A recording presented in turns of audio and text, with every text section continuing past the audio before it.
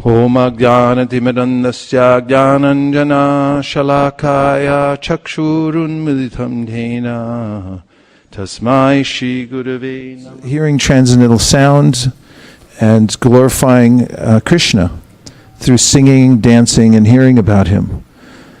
And somehow miraculously he was able to develop a series of centers all over the world. It's not so easy to develop one business and have it survive, what to speak of a franchise of businesses that are all over the world. Now there are literally tens of thousands of gathering areas worldwide where people can come together. We consider ourselves fortunate to have such a place in Silicon Valley because some of the most brilliant thinkers in the world live here, progressive people from all over the world. There's a lot of definitely material progress here. And at the same time, people are looking for alternative ways to live their lives so that they can be more in harmony with their higher values. And although people have developed a modicum of wealth here, and California is not the most disagreeable place in the world to live either, weather-wise or any other way, it's still, there's a sense of wanting more.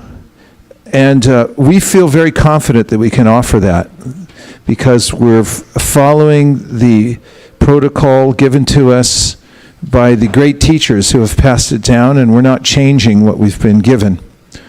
And anyone who comes here can also feel confident that by taking up the processes that have been passed down to us, that we've inculcated and that we're passing down to everyone else, that you'll have a genuine spiritual experience. And our goal for this evening and the few hours that we'll be together is that you'll have that experience. Some of the symptoms might be that you feel an innate sense of balance or calm, that you feel stimulated on the spiritual level, which usually means that you feel less interested in pursuing trifling things or worried about trifling things that might have been bothering you when you walked in. Maybe you'll have a much higher kind of insight, a wider insight to be able to deal with those things. And that you'll also leave with a song in your heart. This is one of the true experiences of bhakti yoga, that you leave with a song in your heart. But not any ordinary song, not like the Coca-Cola song or whatever the latest pop song is, because those can also get in us. And they're like, it's the difference between getting a Krishna song in your heart and getting a pop song in your heart is the difference between taking sugar as a snack or having something very wholesome that actually nourishes you. The sugar wears off very quickly, even though it tastes good in the beginning. It doesn't do much for you. In fact, it's harmful. And we also thank everyone who's joined us online. I know you have a lot of choices where to tune in, so we feel flattered that you take a little time to tune in to the ISV channel today to listen to the kirtan and the discussion that's going to go on here today about the process of bhakti yoga. Hare Krishna. We're going to start today's program by chanting the Maha Mantra, the Sankirtan. Kirtan comes from the word kirti, means to glorify, to make someone famous. And of course that happens today in the world. People try to make other people famous, mostly for profit. But in glorifying Krishna, that's the real profit, glorifying Krishna, because we're parts and parcels of Krishna. And Prahlad Maharaj says in one of his prayers to Lord Nrsingadev that just as when you decorate your face, the image within the mirror is also decorated. So in a similar way, when you glorify Krishna and when you serve him, then you'll also feel satisfied, nourished, and you'll be better for it. So when we do kirtan, we're unabashedly glorifying Krishna. We're just going to haul off and glorify him. And Samkirtan means that we do it all together, that we agree on the principle, or even if we don't, somehow or other we ended up here and we go along with it. And we glorify him in a group. So the singer will sing the mantra out loud in a tune, and we'll have some rhythm. And then everyone else can listen and then repeat the mantra back. Best thing is to try to become fully absorbed in the mantra. There may be other people coming in the room. There may be people's phones going off or whatever. I hope not. Well, actually, I do hope so, because we have a rule here. I don't know if you know it, but if your phone goes off in the class, then you have to buy a Sri Shapanishad. It'll cost you $5. Is that agreeable? Okay, so keep your phones on. That'll be fine. And so try to be absorbed in the mantra and sing it out from your heart. This is a good chance to really go into the deep process of bhakti. And after we sing for a while, I'll bring up a few points from the main bhakti scriptures, especially Bhagavad Gita and Srimad Bhagavatam, that give us a little direction about how to practice bhakti yoga and why to practice bhakti yoga. And then we'll finish again with a little more chanting at the end. And after that, we're going to have a dance fest right here in this hall, which we actually picked out because of the dance floor here. When I saw this wooden floor, this is one of the last original parts of this building. It was configured much differently, but when I saw the wooden floor here, I said, this is the right place. Because marble floors are very unforgiving and cold. I don't really like them so much. For dancing, they're hard, but the floor has a little bit of softness to it because it's wood. And so feel yourself fortunate you have a good dance floor. You can open up a little bit later and dance for Krishna. Does that sound okay? Okay.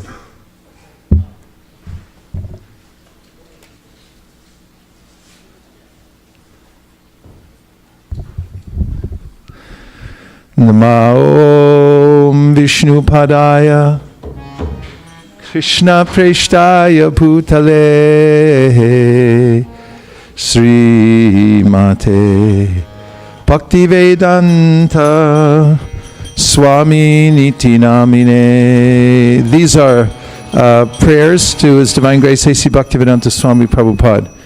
Namaste Saraswate Deve Gauravani Pracharine Nirvishesha Shunyavadi Paschatya Deshatarni.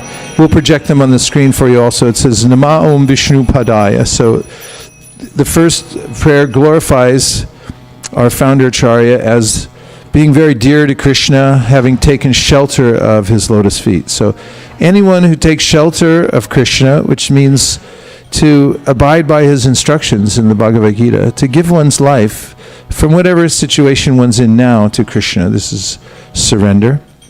And then it gives his name, Srimati Bhaktivedanta Swami Niti Namine. So he became a sannyasi from his godbrother, Bhakti Pragnant Keshav Maharaj, after his guru had gone. And then he took about traveling all over the world. It wasn't such an easy thing. He had to catch a boat, and there was really not a place for passengers on the boat, and he didn't have any money, but he caught it anyway.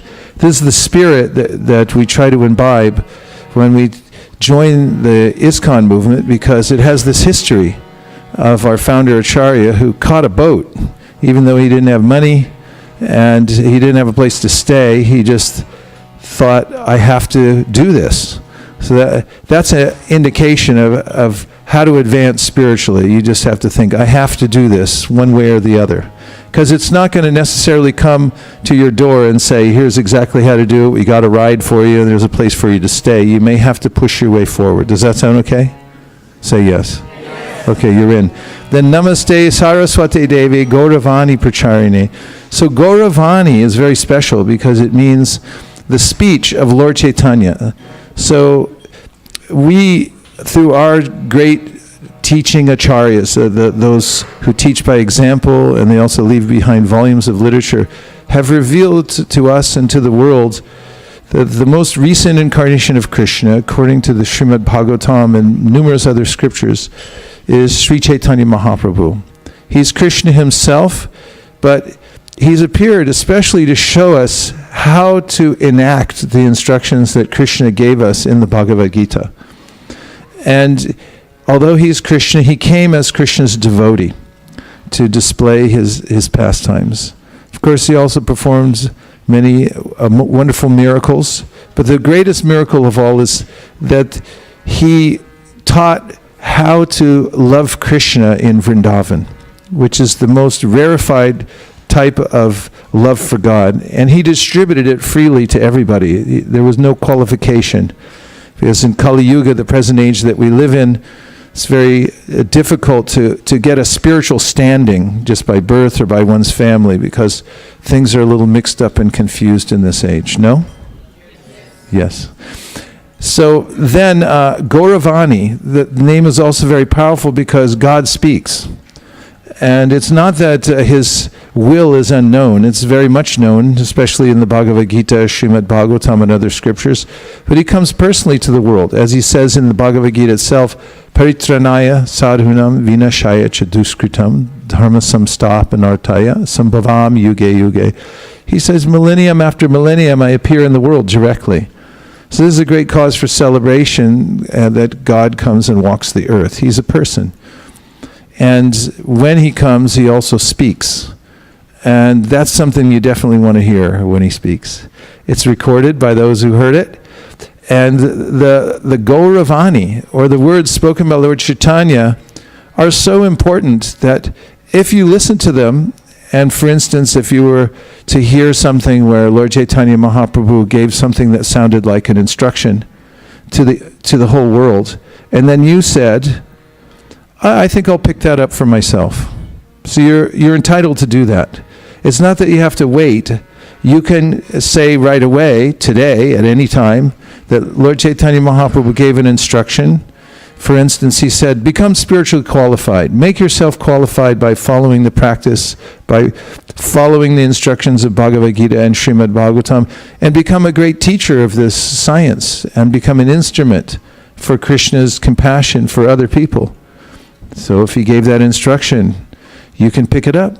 You can say, that I'd like that as my new career choice. And you could make arrangements to move into that new career. And just like any career, you could start it off and start practicing and then get really good at it. So this is Gauravani Pracharine. He came to teach this, what Lord Chaitanya said. Because before Srila Prabhupada came to the West and then all over the world, nobody really knew what Lord Chaitanya said. There were a few sadhus here and there, but now everybody knows. And people all over the world see Rath Yatra, and they see the golden form of Lord Chaitanya Mahaprabhu dancing before the Rath Yatra cart. They can go to temples and see Lord Chaitanya Mahaprabhu, and they can read about his instructions. And what to speak of seeing people who are actually following the tradition that's been passed down for hundreds of years from Lord Chaitanya Mahaprabhu. They're following in his footsteps. They can actually meet people like that and feel enlivened that they're a part of a tradition that's hundreds and thousands of years old, a spiritual tradition that has great evidence. It's backed by evidence from the many great scriptures of the world, the Vedas, the Upanishads, the Srimad Bhagavatam and Bhagavad Gita, Vedanta Sutra, and so forth. So this could be quite enlivening. And then Nirvishesha Shunyavadi, it tells what his specific mission was, and that was Nirvishesh. Actually, God has unlimited qualities. Brahma, the first created being in the universe, who has some knowledge of Krishna because he met him personally and got instruction from him. In fact, Krishna shook his hand. You know that?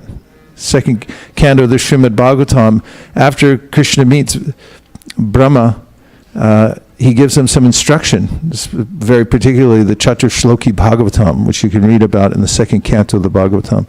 And afterwards he says, Bhadram te, and he shook Brahma's hand. Basically said, good luck, Brahma. You got this one. Great, do the universe. So, Krishna's not impersonal. He's a person, he can talk, he has a tongue, he has feet and hands and a beautiful face, and he plays a flute, and he has likes and dislikes. And some people, because of a poor fund of knowledge, as Srila Prabhupada would say, that they don't know that. And therefore they erroneously conclude that God is some impersonal light. He has no qualities. And Nirvishesh Shunyavadi is something that's taught all over the world, that God actually is nothing, or he's amorphous, that if you see the form of God, that means that's only a temporary manifestation. The real thing is something else. This is all nonsense, by the way, just so you know. It's wrong. It's actually incorrect. Easily proved through the Bhagavad Gita, where Krishna says that I am the basis of the impersonal Brahman. It emanates from me.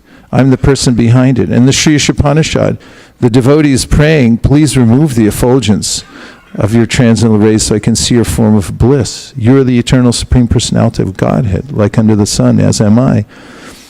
Ample evidence. But unfortunately, people of the world were inculcated with the improper knowledge. So, Paschatya means that Srila Prabhupada especially came to the Western countries.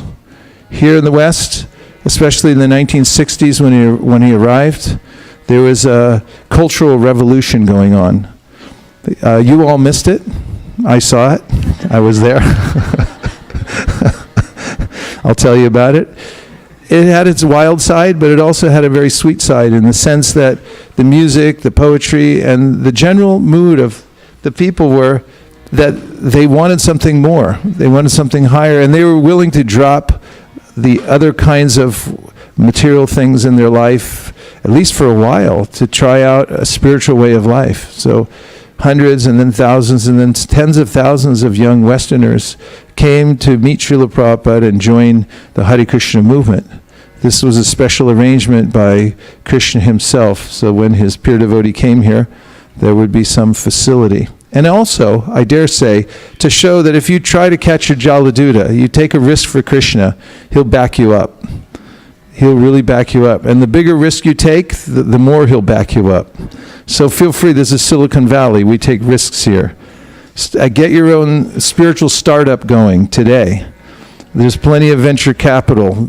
Chaitanya Mahaprabhu was mentioned in the Chaitanya Charitamrita as the greatest spiritual capitalist.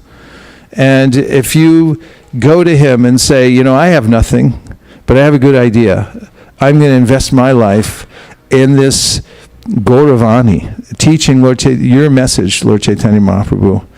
He'll write you a check right there, and you can get started with your own spiritual enterprise. And that's what we want here from ISKCON of Silicon Valley, is spiritual entrepreneurs. That's what we're looking for.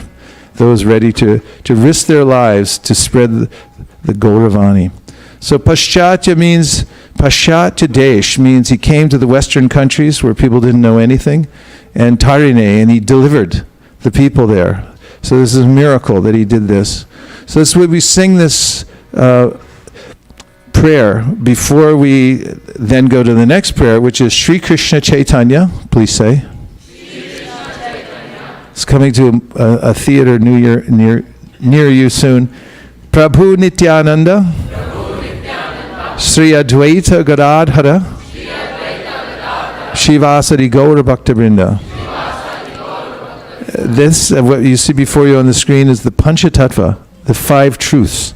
Means that in the middle is Chaitanya Mahaprabhu, that's Krishna himself. And then to the left is Nityananda Prabhu, who's same as Balaram. Then you have Sri Advaita to the far left. He was a Grihastha. He is the manifestation of Mahavishnu. And then you have Gadadhar to the right of Chaitanya Mahaprabhu.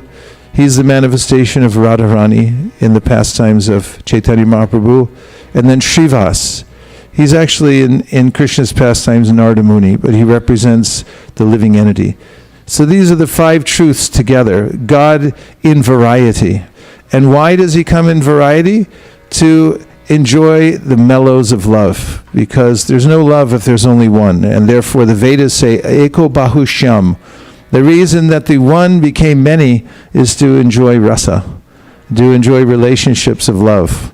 So the Lord expands himself unlimitedly, and he's always relishing the love of the unlimited parts and parcels he has in the various expansions.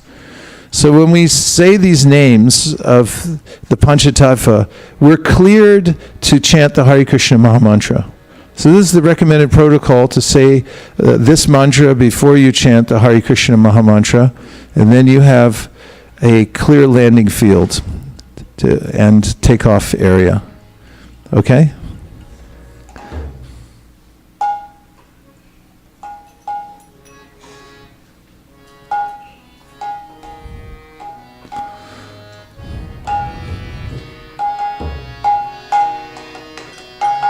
Hare Krishna, Hare Krishna, Krishna Krishna, Hare Hare, Hare Rama, Hare Rama, Rama Rama, Hare Hare.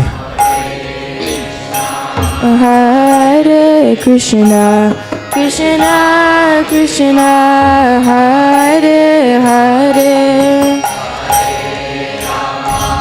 Hare Rama, Rama Rama, Hare Hare. Hare Krishna, Hare Krishna, Krishna Krishna, Hare Hare, Hare Rama, Hare Rama, Rama Rama, Hare Hare. Hare Krishna, Hare Krishna, Krishna Krishna, Hare Hare, Hare Rama, Hare Rama, Rama Rama, Hare Hare. Welcome to my dear godbrother Garuda Prabhu.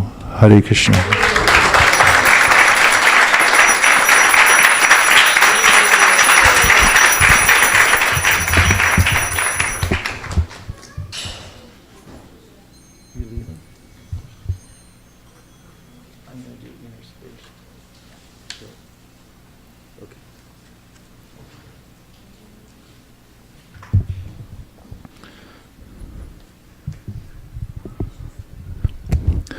I offer my respectful obeisances to His Divine Grace A.C. Bhaktivedanta Swami Prabhupada, and to all of you present today. You are all Vaishnavas, and therefore you are the most worshipable in the universe. Hare Krishna. Just something caught my eye recently about the law of dwindling returns or diminishing returns. Those who are accountants or attorneys know about the word intent. Accountants know it because the longer you wait to collect a debt, the less likely it is that you'll get it. And attorneys know it because it's one of the foundational principles of law. What was somebody's intent? It's actually an attitude. So it's very difficult to ascertain what somebody's attitude was. You have to prove it by circumstances and facts surrounding the case. Something to keep in mind, and I'll bring it up in a while.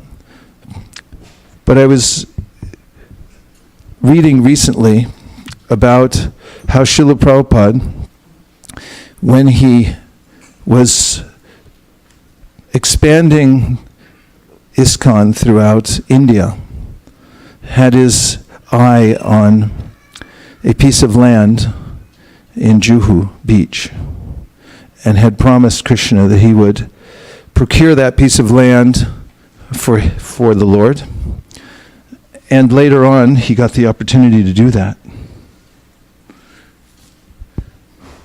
He gave a down payment, actually, and then came to know, or he already knew, it was a rather precarious situation, that the person that he was involved with in the land deal, the person who had given the down payment to, was not altogether honest or trustworthy. And there was some hint that the person might take back the land offer and may even keep the money. Apparently he had done it before. it's a risk one takes buying land in India.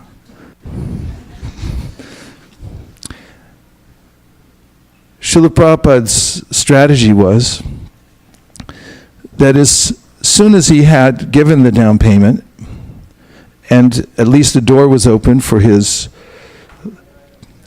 moving on to the property, he moved the deities there.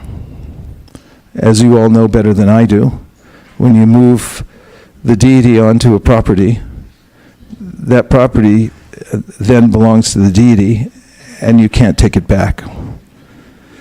Furthermore, he also had the devotees hire people to lay a cornerstone for a temple. Even though it was far from being built, that's also indicative of putting your foot in the door. It means that the temple has started. And therefore, it would be very difficult for people to move them off, or for this person to take back his money. Of course, they did try. Meanwhile, the deities had been moved there in a tent. That's all there was available on the property. It was actually a very austere situation in Juhu at that time. There were mosquitoes, there were rats, and there were lots of squatters who lived on the property. There is such a thing as squatters' rights, but especially in India. Of course, in some cities, even New York City, if you lived in a building for a certain amount of time and someone wants to tear down the building and build something else, they have to pay you to leave the equivalent amount that the apartment or house that you're living in is worth.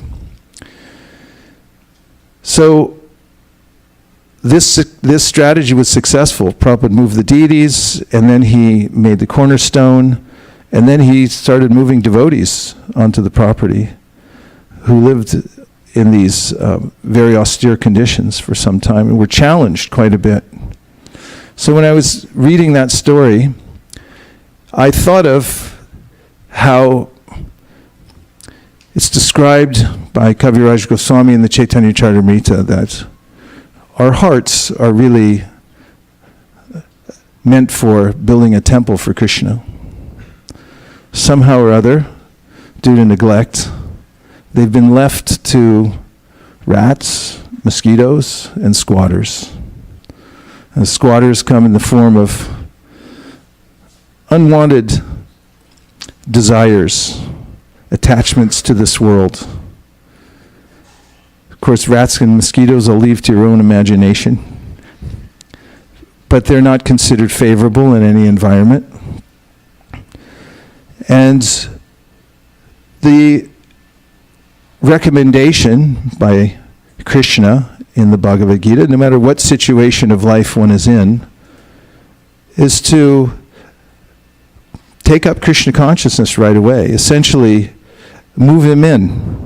Whatever situation you're in your life right now, move Krishna in.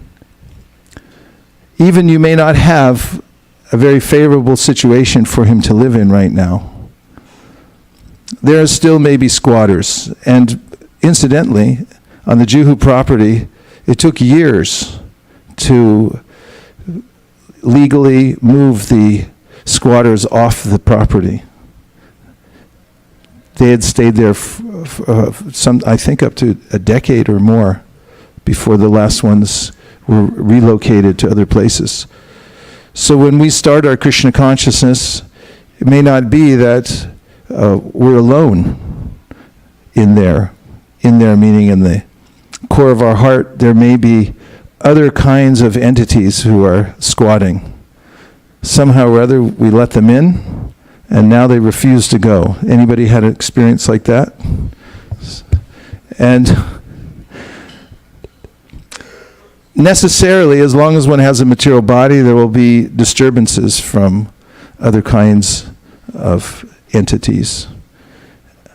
To speak of myriad reactions to past activities and so forth. And these come in the form of disturbing entities like rats and mosquitoes. Actually, mosquitoes are one of the most tricky living entities.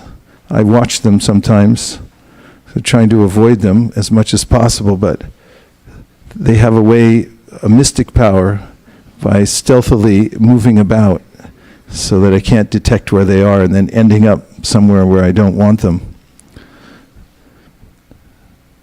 Rats, too, are extremely difficult to convince to move along. Really, the only way, ultimately, is for mosquitoes, is take away their habitat and make sure there's no standing water anywhere near where one lives. And rats also, you have to plug up all the holes so they don't have a place to stay. So in a similar way, when we take to Krishna consciousness, these various unwanted desires, reactions may be there in our lives, but we have to have a long-term plan, just as Srila Prabhupada did, and the determination that although for some time I'm going to be very much inconvenienced, even in my practice of Krishna consciousness, I may be disturbed by lingering desires, various other innate urges and so forth. But as I continue and I move towards worshiping Krishna and keeping him there, first of all, Prabhupada avoided being moved off the property. And this is a good technique for us also, because there's a way in which death is very tricky. Prabhupada says you should cheat death before death cheats you. Death is waiting to cheat us. In fact, it's mentioned in the Bhagavatam how the father of Jad Bharat, when he was instructing his son Jad Bharat in the practice of Brahmanism, although Jad Bharat was not complying with any of his teachings because he was playing as if a mad person, so he wouldn't be inconvenienced by having to interact with anyone in the world, that the Srimad Bhagavatam says he had forgotten about death, but death didn't forget about him and came and took him away. So when we move Krishna into our life and we keep him there, install him in whatever way we can in our life, then we avoid getting moved on by Maya, by being cheated by death that will sneak up on us at any time. So this is the image I had of this mood of Srila Prabhupada moving into the Juhu area. And I can remember visiting there several times when the conditions are very austere, and now seeing today how it's a thriving place with thousands of people coming every day to chant Hare Krishna, very opulent surroundings. Krishna is always victorious, so we have to keep him there and worship him. So this installation of Krishna in our life is very important. And just as there's squatters that come and sit down in a place, and there is a law about that called squatters' rights. It's called adverse possession. Legal allowance to use the property of another in the absence of an attempt by the owner to force eviction. So, if you hang around long enough, apparently, in this world, in a certain place, after a while, it's hard to get rid of you. So just as much as it's hard to get rid of these squatters that come and stay on a property legally, so similarly, material desires, difficult to move out. But there's another technique that we can employ as squatters, and that is to come and stay with the devotees. Like practically, of course, we're all sitting here, but it's close to squatting. Squatting actually is a term you can use in various ways, but it has to do a little bit more with, kind of sitting on your haunches a little bit, right? Everyone here knows how to do that. You see, it's a classical move people make in various places. I've seen in India a lot of craftspeople, minus a chair. They don't need a chair. They can just squat and do that. So this is one of the techniques for becoming Krishna conscious. Even if I feel I don't have qualification, if I come and I squat and I say, I'm not leaving. I don't care what anybody says, I'm not getting out of here. I'm going to stay. And this is what Srila Prabhupada said was the way in which he began his Krishna consciousness with his relationship with his spiritual master. He writes, as you know, because I was little interested in hearing my Guru Maharaj, he accepted me as his disciple. He marked this. This boy is interested in hearing. He does not go away. This was on one of the parikrama programs that Srila Bhaktisiddhanta Saraswati Thakur put on. Thousands of devotees would come, and he would take them around the Dham to various places. And there was an incident where there was an opportunity for the devotees to see Sheshashayi Vishnu, and it was the last night that he would be speaking. So they had a choice: stay and hear Srila Bhaktisiddhanta to speak, or go to see the deity. So most of the pilgrims went off to see the deity. And some stayed to hear Srila Bhaktisiddhanta Saraswati Thakur. They were squatters. They wouldn't leave. And later on, at the initiation or at the recommendation of Abhay Charan's, Abhay's initiation, Srila Bhaktisiddhanta he said, he does not go away. He stays and hears. I have marked him. So I marked that incident as, or Prabhupada brought it forward. It's definitely something to be marked. But it's a technique that no matter how you feel, or you may even feel unqualified, but if you come and squat, squatter's rights, find where the devotees are hearing and chanting, and you come in and stake your claim, even if it's a little corner. They may not let you in the front. But if you can find a space somewhere, and you come in, and you claim your squatter's rights, and say that somehow or other I got in here, and I'm going to stay. I won't go away. I'll stay in here. Srila Prabhupada also remarked that in the beginning, he didn't understand exactly everything his Guru Maharaj was saying, due to the particular vocabulary that he used, or whatever it was, he expressed that. He said, but nonetheless, he went on hearing.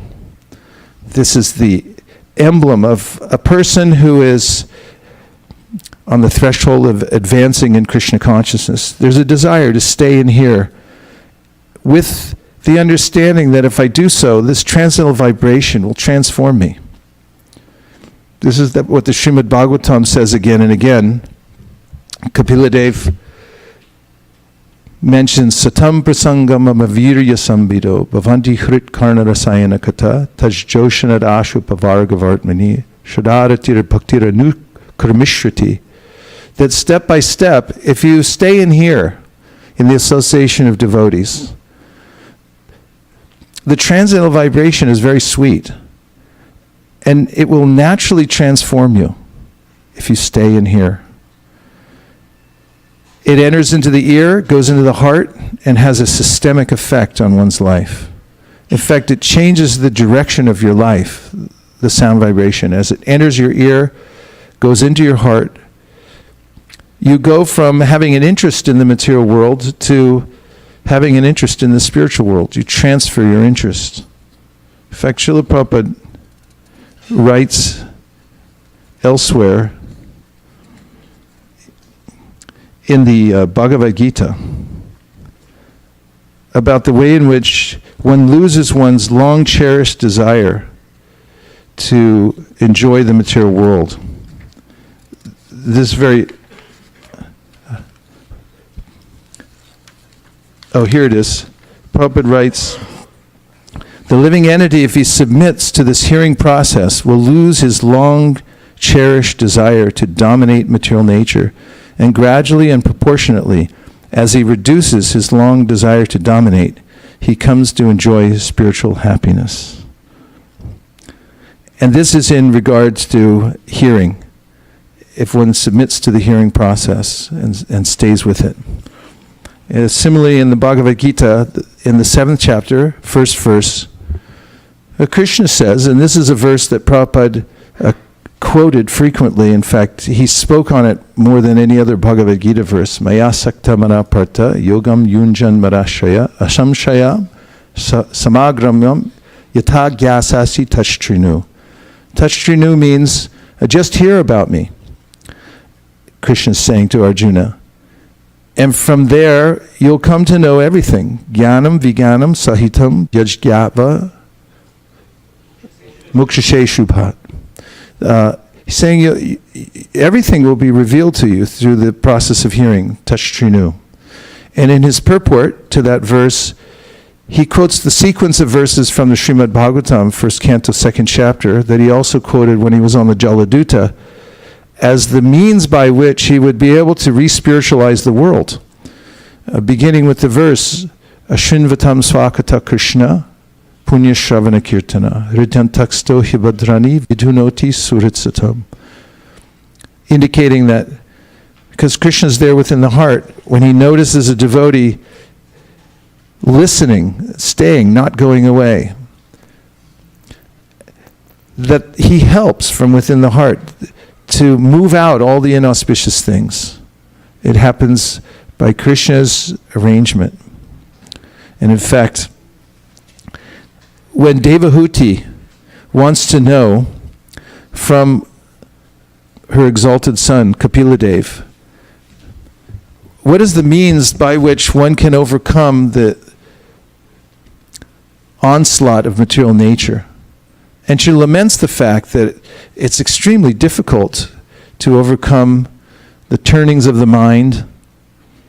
She said it's practically inconceivable to understand how I would come to the end of my material existence. Lord Kapiladev's instruction to her is that you should hear for a long time. And he says later on that by so doing, your subtle material body will gradually be diminished. Just as much as when you eat food, it's digested by the stomach. In a similar way, the direct process of bhakti, especially hearing about Krishna, it digests the subtle body. In other words, the means by which we're connected to the material world is naturally dissolved by that process. So anyone can use their God-given tenacity or tenacity developed by becoming fed up with the material world, wanting a solution to the material problems, and use that to bite, scratch, do whatever one has to do to drag oneself into the assembly where there's Krishna Katha going on. And also by the advice of Rupa Goswami, Tanama Rupa Charitaris Kirtananu Smrityo Kramena Rasanamanasi Niyoja Tishtan Vraje Tananuragi Jananugami Kalam Nayed Akilamityupadesha Saram. He advises us to organize our lives around this principle of hearing and chanting. That wherever you may live, if you organize around the principle of hearing and chanting every day, that gradually, step by step, you'll come to have a real connection with the spiritual world and with the residents in the spiritual world through that sound vibration. It's so miraculous. In the Bhagavatam also, Havi Yogendra says, Bhakti parishanu bhavo viraktir anyatra traishatrika eka kala prapadya manase yatashnatassus tushti pushti shuddha payonugasam. And that is that the process of devotional service, surrendering to Krishna, is just like eating food. You know this verse, right? That when you're hungry, when you have an appetite and you eat food, it's very satisfying. Yes or yes? Yes. And so he says that when you eat food, you naturally feel satisfied, nourished, and your hunger goes away. And in a similar way, when you take to the direct process of devotional service, bhakti parishanu bhavu virakti anyata traisha, simultaneously, you'll feel the connection with Krishna being enabled. And you will also see Krishna within everything, and you'll come to be uninterested in things that aren't related to Krishna. So this much you know already, because we've talked about that verse quite a bit. Of course, Prabhupada always said you don't need a certificate when you're eating food from anyone else to tell you that now you're becoming full and nourished and satisfied, right? But continuing the thought, Srila Vishwanath Chakravarti Thakur says, in regards to that verse, that if you eat a little bit, then you'll feel a little bit satisfied. He said if you eat a lot, and you eat a whole meal, a full meal, then you'll feel completely satisfied. That's logical, isn't it? So he says similarly, if you hear a little bit, if you apply yourself a little bit to Krishna consciousness, you'll feel a little bit satisfied.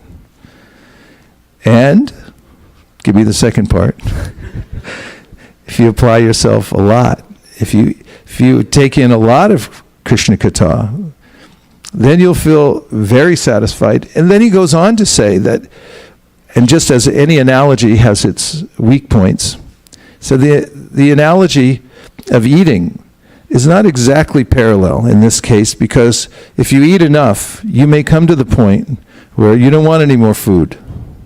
So that's where the analogy fails. He said, because as you continue consuming Krishna consciousness, hearing about Krishna, you'll become more and more satisfied, but you won't reach satiation. You'll be able to eat more. I thought that was a great concept, because I've always imagined a heavenly place where I would, of course I'm always hungry anyway, but if I could keep eating and there would be no repercussions.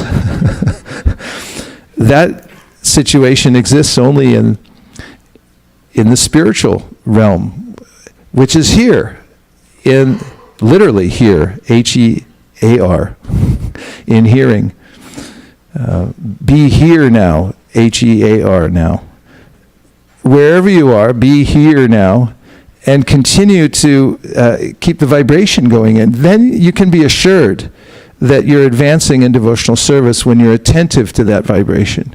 You worship the vibration, actually. This was the advice of Lord Brahma when he had come directly in contact with Krishna, the cowherd boy, and realized that he was the unlimited supreme personality of Godhead, even the origin of Lord Narayan. And he said, Jnani prayasa murapasyana mantaneva jivanti san mukharitam bhavadiya vartam stanistita shutikatam tanuvan manovir ye prayaso jita dito pyasitais trilokyam. Said, don't try to figure it out. Rather, try to put yourself in front of transcendental sound vibration somehow or other. Be there. Be there for the vibration.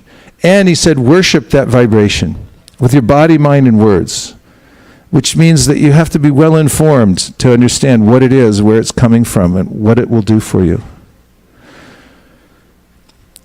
So now we'll take a few reflections. Anything that you heard so far that stuck in your mind that you want to reflect back to expand the conversation? Yes, Prabhu.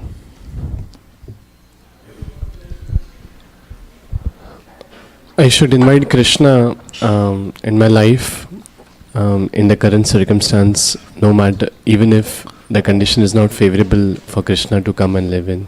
Yes, you could invite him in. Prabhupada had the deities stay in a tent when they first came. It was an emergency situation, and we're in an emergency situation also. Sometimes people say, well, I'm not qualified to be a devotee, therefore I can't chant. I've heard that one before. I've heard people say that I'm too young, I should wait till later. No, it's an emergency, actually. The moment that we become cognizant of the opportunity and the precarious nature of the world, at that time, Prahlad Maharaj said, Komara acharit pragno dharmam bhagavatam iha. That immediately from the time you're a Kumara, a little child, if you understand, you should move Krishna in. You were going to say more, I can tell, because you always talk in threes. That was only one. That's okay. If you'll, he'll give his minutes to the gentleman from South India. Okay. Thank you, Maharaj. Hare Krishna. I really like the example of squatters. They come and they occupy and they don't leave easily, even Yes. after Krishna moved and even after Juhu temples. I liked how you connected them to the anarthas in our heart. The unwanted desires don't go away easily, and we shouldn't lose hope. And we just keep practicing. So that was very hopeful. Thank you. Yeah, I mean, squatters are difficult to deal with. You either have to buy them out, which means you need a lot of spiritual capital, or, you have to wait them out, or, but you have to make some arrangement. And I saw it in Juhu that Prabhupada just worked around them. Everything went on. I was surprised because coming from American temples, I saw it's all devotees living there. When I came there, I said, who are all these devotees? They're not devotees. They just won't leave. But the show went on. You go on with your Krishna consciousness, despite the fact that there are lingering desires within the heart. And know that if you stay long enough, then you'll move from rat-infested, mosquito-infested, with squatters not leaving, and starting from a dingy tent, you can build a paradise in which to serve Krishna. In fact, this is mentioned in the cleansing of the Gundicha temple. When Chaitanya Mahaprabhu cleansed the Gundicha temple, he did it thrice. Even at the end, he wanted to clean outside so there was no dust that would come back in. You all know this pastime. You've read it many times. And then there are descriptions of the different kinds of dust and dirt that accumulate within the heart. It's analogous to the dust and dirt within the temple. And they're very specific kinds of desires. They're cataloged, actually. You can identify them and see what they are. So now at the end of the pastime, when you've finally cleansed the heart, squatters have all left, you're able to develop the project, the most important project, establishing an altar within your heart, a temple within your heart where you can install Krishna. Then Prabhupada said, then you can hold a festival. And you can invite everybody to come. That, yes, I've finally established Krishna in the proper place on my heart, a clean altar. Srivas Pandit Prabhu. Well, it was the same point. What he said. Yes. Okay. Thank you. Gandharvika, and then back to Sundar, unless you get the microphone first. It's just Because Ty goes to the runner. Okay, yeah. I was just thinking, Prabhu, it's easy to give up some of the regulations like illicit sex, intoxication, all those 4 regulated glad to hear principles. it. Prabhupada says that. And external things related to body is easy. Kumbh Mela going on in there if somebody could help. But the lust, anger, greed, which are in the subtle body, is so difficult to give up. But how you said that by hearing constantly, the subtle body, it gets dissolved. So I felt very hopeful that it's a very easy process, that if we keep doing it, then our subtle body will also get cleansed. So That's what I had hoped for, and I think I announced that at the beginning of the class earlier, for some of you came, that one of my goals was to make all of us feel hopeful. This is very important. To have renewed hope every day for the practice of devotional service is very important. To understand that I'm taking medicine and that it takes a while to deal with the disease that I have, and to have faith in that medicine. N-A-H-I Shaudi Maya Nashi Parulagi Harinam Mahamantra Lao Tumi Magi. Bhaktivinoda Thakur reminds us that the holy name is medicine, Ashaudi. And that if you keep taking it, that's the disease of Maya, which is very disgruntling, because I'm convinced that I'll get something out of those things that are asat. Bhaktivinoda writes about this in his Harinam Chintamani. He said one of the afflictions of the soul in the material world is asat trishna. It's thirst for the impermanent. And Krishna says in the Bhagavad Gita, Yehi samsparshaja bhoga dukha yonaya evate adyantavanta kaunteya nateshu ramate buddha. An intelligent person, a person who's come out of this illusion, doesn't take part in the sources of misery, which is interaction and coveting those things that are asat. Oh, to be free from that. To actually internally not hanker for anything of this world. Even the subtle things you mentioned, like fame, adoration, distinction, and so forth. To be a free person. Free to serve Krishna unlimitedly. And to not envy any other living entity. To be able to serve without interruption for any reason. So to develop that hopefulness you're talking about is extremely important. And faith in the medicine, that this will act. So it's important, says Haridas Thakur in the Harinam Chintamani, to hear every day about the potency of the holy name, lest I forget and think that I will find some kind of remedy for my material afflictions somewhere else. Thank you. Sundar and then Bali. Yeah, I was just remembering the point that don't try to figure it out, be there for the vibration. Yeah, that's basically what Brahma says. Jnane prayasamudapasya stane stita shuddhigatam. He says in this verse, in the 14th chapter of the 10th canto, don't try to figure it out. Just be there for the vibration. Somehow or other, put yourself in front of transcendental sound vibration.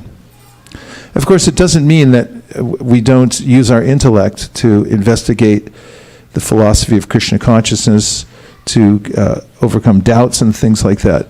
But once we have a clear understanding that there is axiomatic truth that's being passed down, that the vibration is purifying, and that by listening submissively, even if we don't understand everything, in due course of time it will act the way a drug acts intravenously and systemically, then it will give us that the wherewithal to stay in here and to increase our hearing.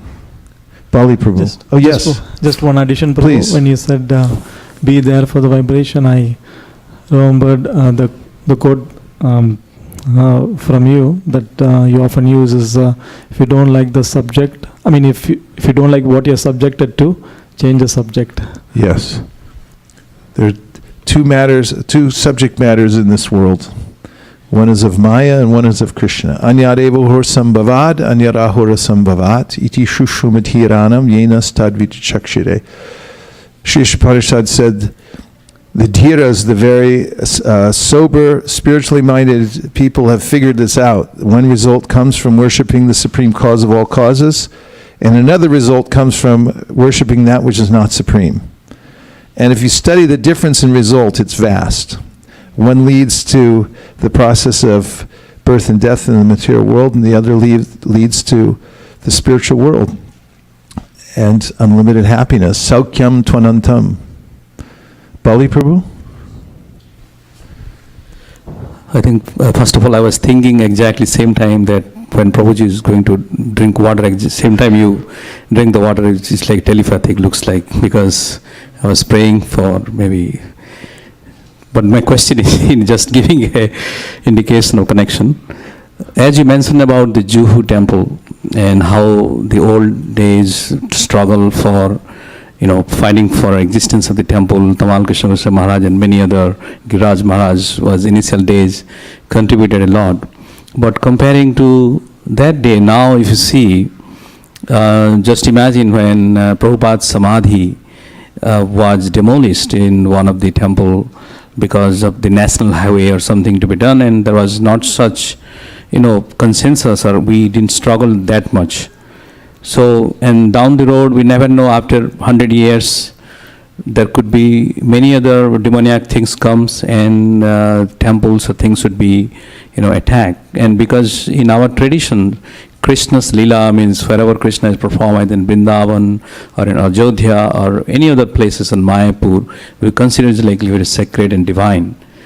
And we need to protect it instead of, people call us adamant that we don't give our first construction of the bridges, construction of the, highways or so on. So the essential part is how do we, in a long run, give the consensus to the congregations to safeguard the samadhis or the sacred places of Prabhupada and all, so that we keep preserving it instead of just losing it because the government or the demonic people attack us. So we should collectively think that. Well, one thing we should know is that we're constantly under attack.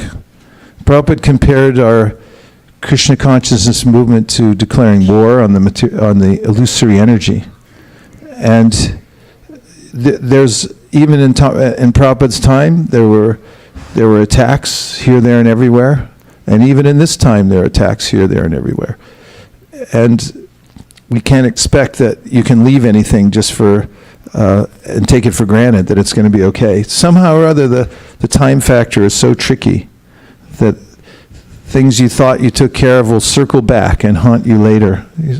So Jiva Goswami, after his predecessors, Rupa Goswami, Sanatana Goswami, etc., had left the world, was meticulous in establishing proper legal documents to safeguard the main temples in Vrindavan and elsewhere.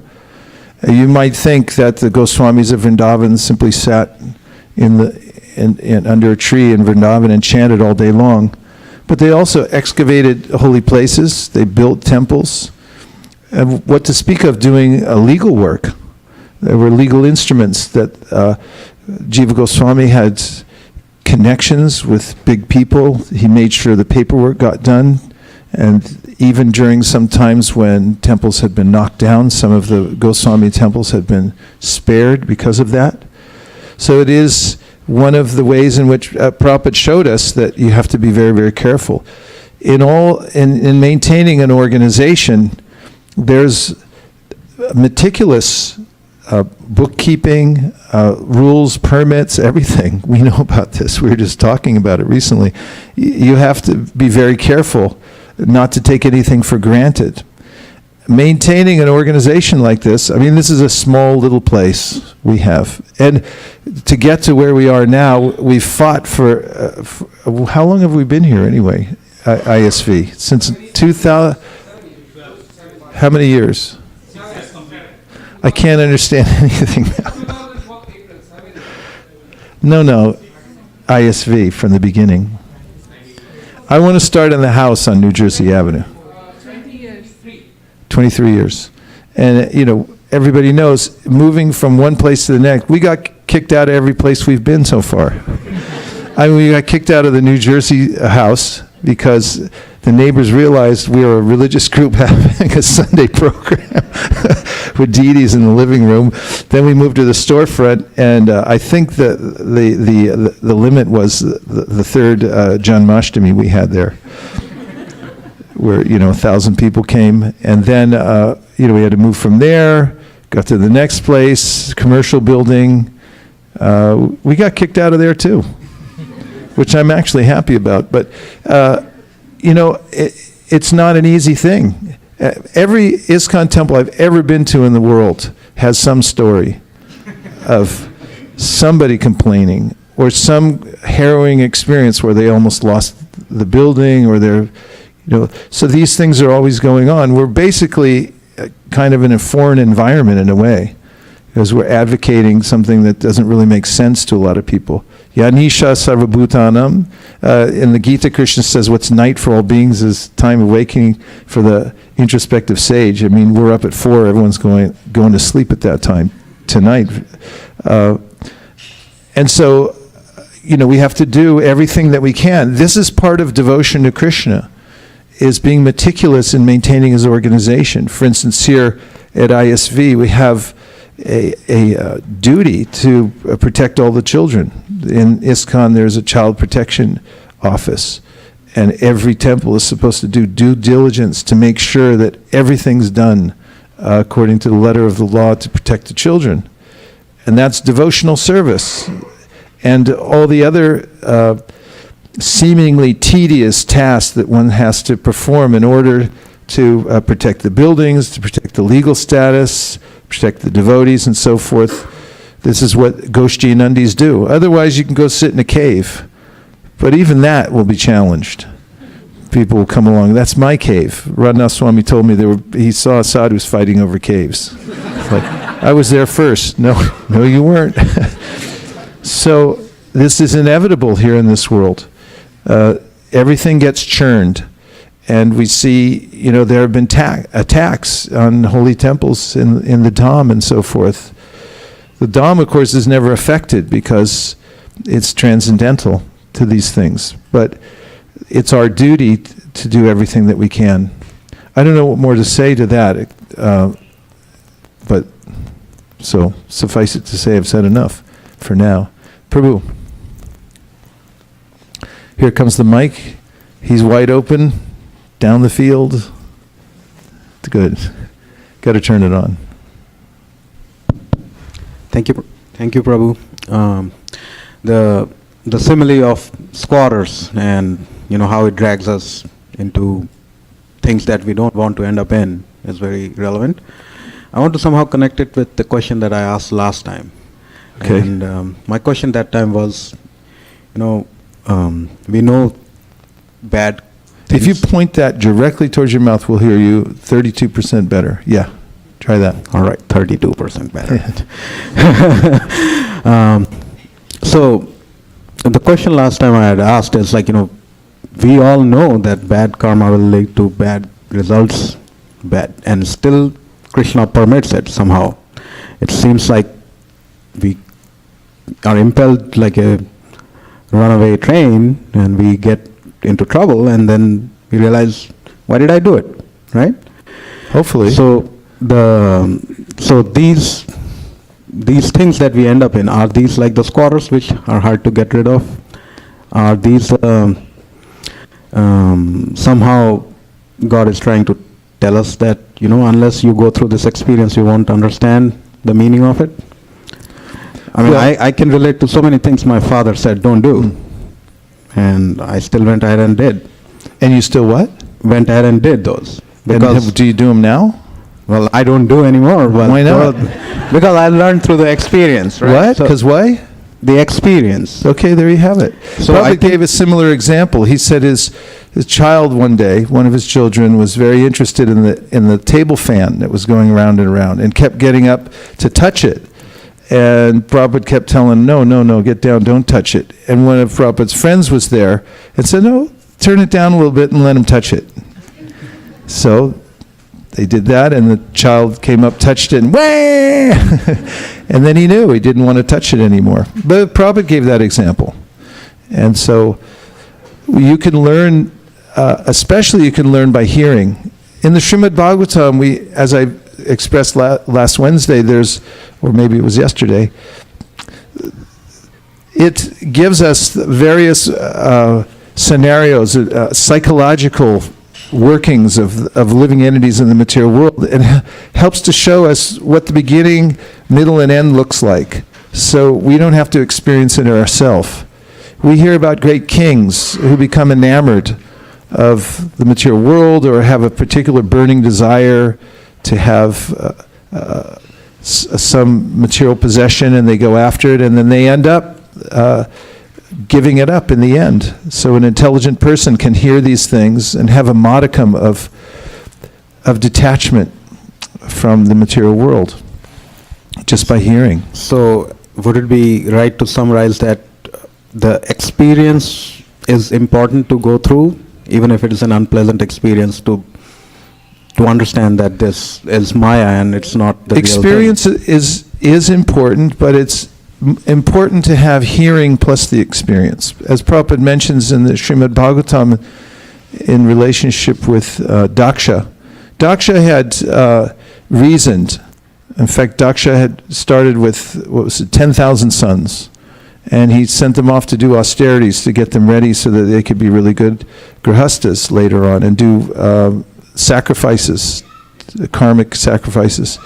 And Narada Muni came along and he met them all and said, well, you're very diligent followers of your father, and not only that, I can see that you're very good at discipline.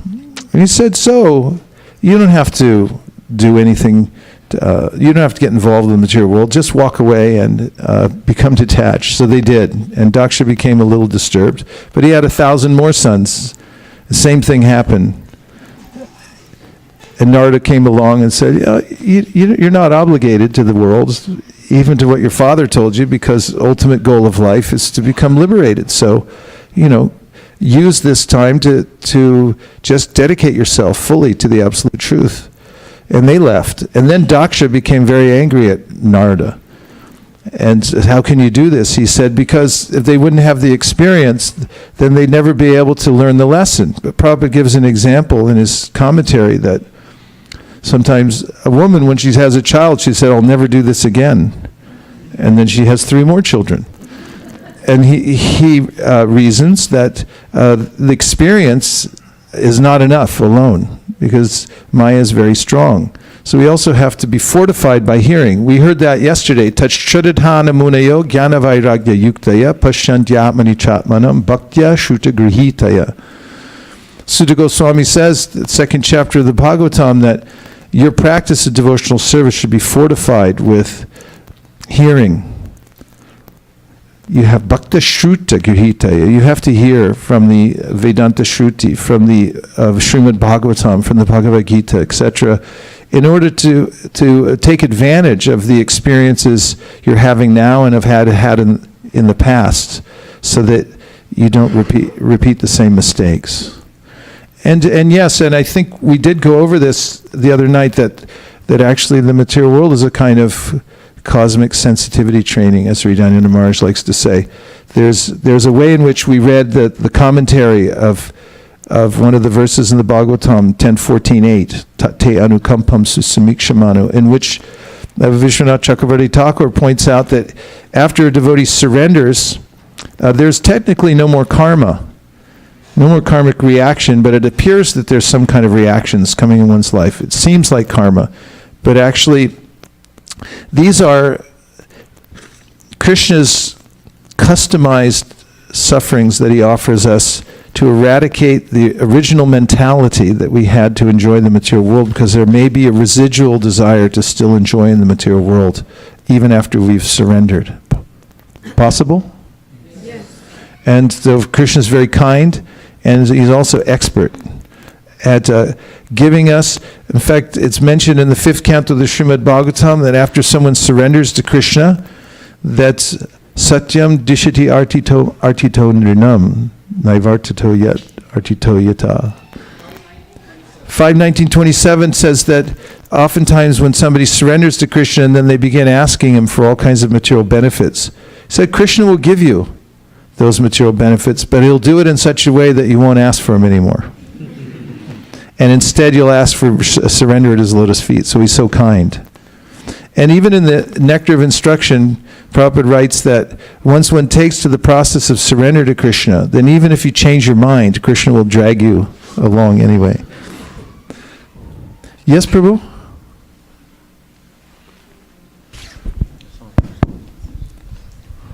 Thank you, Prabhu. Please explain what is meant by patram, phalam, pushpam, toyam to the audience. And one more question. when Satyuga will come. What? When Satyuga will come. Satyuga. Yes, Satya Yuga. So, Patram Pushpam Palam Toyam. This is, you're referring to a verse in the 9th chapter of the Bhagavad Gita in which Krishna very sweetly says that if you offer me something with a leaf, a flower, fruit, or water, if you offer it with bhakti, with love, then I'll accept it. And Prabhupada comments on that in one of his lectures, saying if Krishna accepts something from you, then your life is complete. So this is the simplicity of bhakti. If you offer something with love and devotion to Krishna, he accepts the love with which you offer it. And Satyu is just now coming.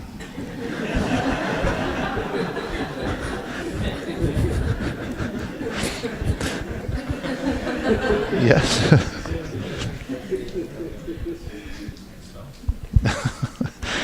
Just don't hang around for it. It's better to... In fact, Kali Yuga is worshipped. In the 11th canto of Srimad Bhagavatam, Karabhajana Muni says that people who know what they're talking about worship Kali Yuga because they say this is your best opportunity to get everything. Because he says by Sankirtan, in this age of Kali, you'll get everything. It's a very, very good deal. Take it. Don't wait. Yes. Hare Krishna Maharaj, thank you for a very enlightening class. You told 2 ways to get rid of squatters. One of them was to buy them out. Yes. And you'll need a lot of spiritual capital to do that. So my question is if you can speak something about how does one get spiritual capital? Well, they also say, I like the term, you have some skin in the game. You've heard that term? You have some skin in the game. What it means is, like a lot of games, you scraped, like in rugby, or today's the Super Bowl, so we could say football. Of course, more like you get your head bashed in. But, skin in the game. It means you went in there, you played your part, and you did your utmost, and you tried. So you were talking about Juhu, Giriraj Swami. He was a young man. He came from a very wealthy, upscale family. And they came to Juhu and they said, they pleaded with Srila Prabhupada, with their son actually, they would like to have him back. And because he just, like many young people of the time, just sort of up and left. Because they heard the clarion call and they said, we're leaving. Like the Goswamis. What is that? Tyakva turnam ashesha mandalapati shrenim sada tuchavat. They had everything. They were the wealthiest, the smartest, the most well-liked. They were in the highest level of society. They controlled everything. They actually controlled the government. And then they saw Chaitanya Mahaprabhu and they said, Tyaktva, we're giving up everything, we're going to follow Lord Chaitanya Mahaprabhu. Put on loincloth. And this is the attraction of spiritual life. And many young people saw Srila Prabhupada and they saw Chaitanya Mahaprabhu in him and they said, okay, this is better. And they left. So Giriraj Maharaj, upper middle class or very wealthy family, and they came to Juhu. He was living with the rats and with the mosquitoes and with the squatters. He would have been a lawyer, doctor, multimillionaire easily, as just as a young man. And his parents came and said, we'll give you $2 million. Just come home. Trust fund. I don't know the details of the mood they said it in, but this is the rough sketch. They came, they wanted him back, they offered him enough to, be comfortable in the material world. And he said, no, thank you. I'll stay here with the rats and the mosquitoes and the squatters because I'm with Prabhupada and that's it. That's called capital. When you look at his portfolio at the end of this life, and you say, what did this person do in this lifetime? Said, just gave up everything to follow his guru and to spread Krishna consciousness movement. What to speak of taking on temple presidency, I can guarantee you any of these jobs, not to discourage anybody, but they're thankless tasks where you're constantly dealing with intractable situations and, I won't go into detail at this point. But he was the temple president in Juhu. He acted as GBC. That's called spiritual capital. Or, someone who sticks to their service. Maybe you're not a leader in any place, but you stick to your service. Whether you're cold or hot or sick or poor or rich, whatever it is, but you don't stop chanting. That's called spiritual capital. That's something that Krishna notices, that this person doesn't give up. He continues chanting despite whatever obstacles are there, and he keeps taking shelter of me despite the fact that he's suffering the results of past misdeeds. That person is called Sadaya Bhak. That is a legal term. It means that you're an inheritor. And what do you inherit? The kingdom of God. Therefore, concerning the verse, Tate Anukampam Susumikshamanu, Sridhar Swami, the great Bhagavatam commentator of antiquity, says, the one duty of the son of a rich man is to stay alive. That's all he has to do, because he'll inherit all the wealth. So he says, for the devotees of Krishna, their one duty is somehow or other stay alive. That's spiritual capital, that you stayed alive one way or the other in Krishna consciousness. So if we can get Avantika back. We'll take one more last reflection. Yes.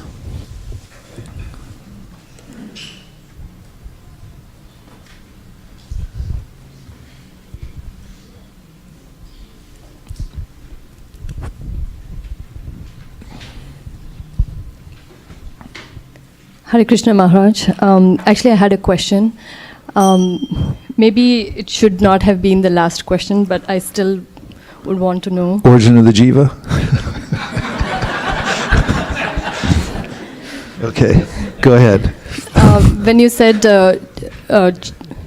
cheat death before death cheats you. Yes. So what does that mean? Like how, in practical terms or in devotional terms? How to cheat death before death cheats you? Well, it's called preemptive giving. You give away what you've got. See, death means everything's taken away. But if you give it away before death can get it, it gets there and he goes, haha, I already gave it away. It's too late. He'll be like, what happened? Where's all your stuff? I gave it to Krishna. So, just figure out what you have and then give it all to Krishna. This is what Bhaktivinoda Thakur sings about in his song, Manasa Deho Geho Yo Kichumor. He says, whatever I have, I'm declaring it publicly. You make a statement. You can fill out a form. You can even get an estate attorney to do all this for you and write it out and articulate it so everybody knows. Like, okay, all the stuff I have, whatever I have my family, I have my money, I have my house, I have my job, I have myself. Because death might come in, give me yourself. And he says, sorry, I don't have it anymore. I gave it to Krishna. And that's the method to cheat everybody. I mean, just if you give it to Krishna ahead of time, then you're safe. And that's how devotees live. Anything that I accept as mine, then I become full of anxiety. Bhayam dvitiya binibeshatasya isharapetasya viparya yosmiti. As soon as I accept a second thing, besides that everything belongs to Krishna and I'm using it in his service, if I accept something else, Prabhupada said even one farthing you accept, and you misspend it because you're using it for yourself, it was for Krishna, then so much trouble will come to your life. So that's the easy system. And now we're going to have a little more Sankirtana to call in the Artik ceremony for dancing in just about 14 minutes. Does that sound okay?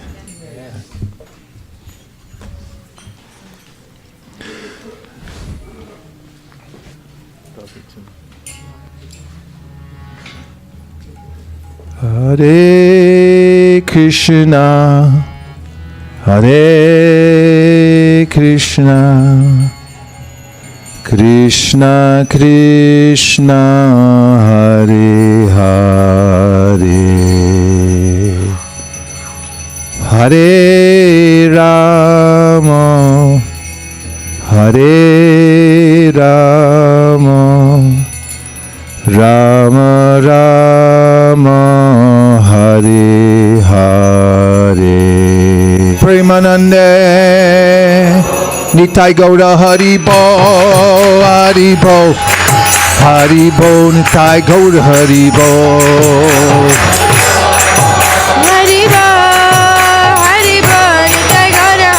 Nitai Gaura Hari Bo Hari Bo Hari Bo Nitai Gaura Hari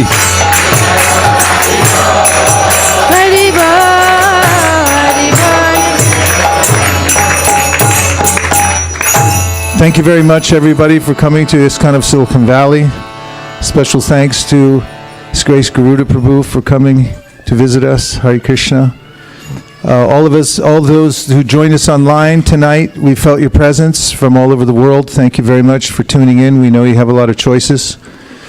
Now we're going to stand up and put all the asanas in the back of the room. We're going to clear this rug out, too. We're going to make room for everyone to dance.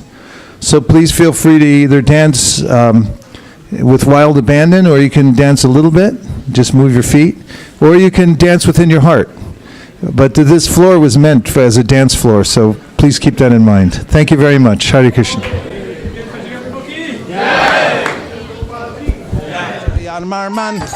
Nachari Armarman, Nachari Armarman, Nachari Armarman, hey, Nachari Armarman, Nachari Armarman, Nachari Armarman, Nachari Armarman.